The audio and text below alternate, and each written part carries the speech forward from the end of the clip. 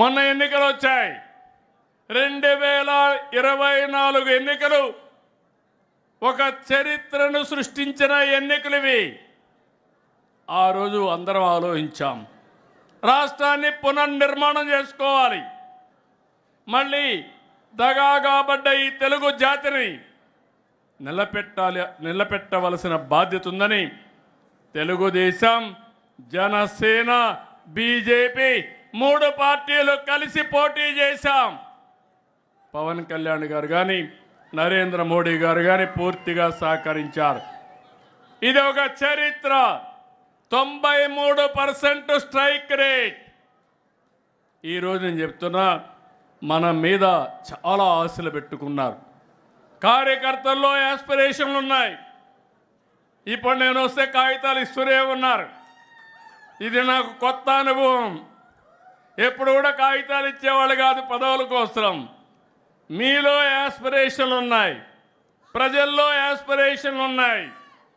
అయితే దీన్ని సాధించడం కోసం అనునిత్యం పనిచేయాలి. కొంచెం ఎక్స్ట్రాగా పనిచేస్తే తప్ప ఇది సాధ్యం కాదని చెప్పి కూడా నేను మీకు తెలియజేస్తున్నా. అదే సమయంలో మిమ్మల్ని చూస్తే నేను గర్వపడుతున్నా. రికార్డు స్థాయిలో మెంబర్షిప్ చేశారు. మిమ్మల్ని చూస్తే 83 రోజుల్లో 1 కోటి సభ్యత్వాలు చేసిన ఏకైక పార్టీ తెలుగుదేశం. ఏపీలో 1,53,551 మంది, తెలంగాణలో 1,78,041 మంది, 2 రాష్ట్రాల్లో కలిసి 1,32,35,857 మందిని ఇచ్చేశారు. ఈ కార్యక్రమాన్ని బ్రహ్మాండంగా చేసినటువంటి రాష్ట్ర పార్టీ అధ్యక్షుడు పల్లాని, అదే మరి జనరల్ సెక్రటరీ లోకేష్ని మనస్ఫూర్తిగా అభినందిస్తున్నా. తెలుగుదేశం పార్టీ మొదటి నుంచి కూడా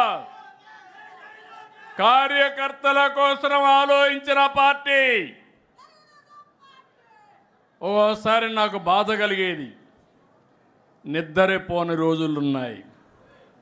ఒక కార్యకర్తని నడి రోడ్డు మీద చంపినప్పుడు, నా కుటుంబ సభ్యుడిని చంపినప్పుడు ఎంత బాధపడ్డానో మీరు గుర్తుపెట్టుకోవాలి. అందుకే అలాంటి కార్యకర్తల కోసం దేశంలో ఎవ్వరూ పెట్టలేదు. స్కూల్ పెట్టి ఆ పిల్లల్ని చదివించి, మళ్ళీ వాళ్ళ తండ్రి ఉంటే తండ్రి లేని లోటు ఉండదేమో కానీ నేను మాత్రం వాళ్ళ జీవితాలకు వెలుగు సాధించి పెట్టే వరకు వారికి అండగా ఉన్నానంటే అది తెలుగుదేశం పార్టీ. ఈరోజు మీరు ఇక్కడికి వస్తున్నారు, వేరే రాజకీయ పార్టీలు చూస్తున్నారు. మీ బంధువుల ఇంటికో సొంత ఇంటికి వస్తే ఏ విధంగా ఆదరిస్తారో అలాంటి రిసెప్షన్ ఉండాలని ఈరోజు ప్రారంభించలా. నేను ఎవరు వచ్చినా భోజనం చేయడం, కాఫీ తాగడం, సొంత ఇంటికి వస్తే ఏ విధంగా ఆదరణ చూపిస్తారో అలాంటి ఆదరణకు చూపించిన పార్టీ తెలుగుదేశం పార్టీ అని చెప్పి కూడా నేను మీకు తెలియజేస్తున్నా. అదే సమయంలో ఒక విషయం మీ అందరికీ గుర్తు చేస్తున్నాను. ఎన్నో ఆటుపోట్లు వచ్చాయి, ఎన్నో సవాళ్ళు వచ్చాయి, ఎంతోమంది మిమ్మల్ని ఎన్నో విధాల బాధ పెట్టారు. 43 ఏళ్ల సుదీర్ఘ ప్రయాణంలో మీ త్యాగాలు చూశాను, మీ కష్టాలు చూశాను, మీ ధైర్య సాహసాలు చూశాను. అదే సమయంలో అంతకు మునుపు కంటే 2024లో మీరు పడిన బాధలు చూశాను. అనునిత్యం ఎన్నో ఇబ్బందులు వచ్చాయి. మీ ఆస్తుల్ని విధ్వంసం చేశారు. కడాన మీరు చూస్తే చంద్రయ్య లాంటి వ్యక్తి మెడ మీద కత్తి పెట్టి, నువ్వు కానీ తెలుగుదేశం పార్టీని వదిలేస్తే నీ ప్రాణం కాపాడుకుంటావంటే, నా ప్రాణం పోయినా పర్వాలేదు, తెలుగుదేశం పార్టీ జెండా మాత్రం మోస్తూనే చనిపోతానని జై తెలుగుదేశం జై చంద్రబాబు అని తుది శ్వాస వదిలిపెట్టాడంటే నా జీవితంలో ఏ విధంగా మర్చిపోతాను మీ త్యాగాలని చెప్పి నేను మీకు తెలియజేస్తున్నా. అలాంటి త్యాగాలు చేసిన వ్యక్తులు ఈ పార్టీలో ఉండడం గర్వకారణం. మీరు నరేగాలో పనులు చేస్తే డబ్బులు ఇవ్వకుండా కావాలని వేధించి మిమ్మల్ని ఆర్థికంగా దెబ్బతీసే ప్రయత్నాలు చేశారు.